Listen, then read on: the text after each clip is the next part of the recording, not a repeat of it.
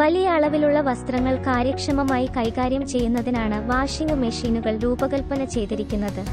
Washing മെഷീനുകൾ പലപ്പോഴും വ്യത്യസ്ത തരം വസ്ത്രങ്ങൾക്കും അഴുക്ക് നിലകൾക്കും അനുയോജ്യമായ വ്യത്യസ്ത വാഷ് പ്രോഗ്രാമുകളും ക്രമീകരണങ്ങളുമായി വരുന്നു. മെഷീനിലേക്ക് കണക്ട് ചെയ്തിരിക്കുന്ന വാട്ടർ ടാപ്പ് ഓണാക്കി വെള്ളം ചേർക്കുക. ഇത് തിരഞ്ഞെടുത്ത ജലനിരപ്പിനേക്കാൾ 2-3 സെന്റിമീറ്റർ കുറവ് വെള്ളം നിറയ്ക്കാൻ അനുവദിക്കുന്നു.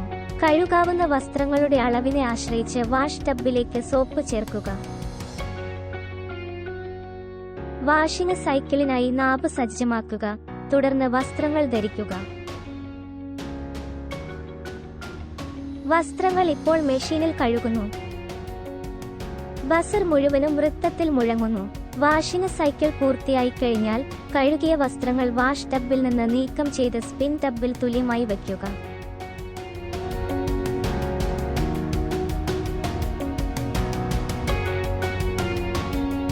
Water supply knob indicator spin ട്യൂബിലേക്ക് മാറ്റുക.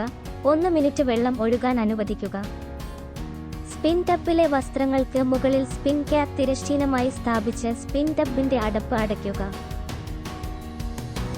ജലവിതരണം ഓഫ് ചെയ്ത് ടൈമർ നാബ് ക്ലോക്ക് ദിശയിൽ കറക്കി സ്പിൻ ടൈമർ സജ്ജമാക്കുക.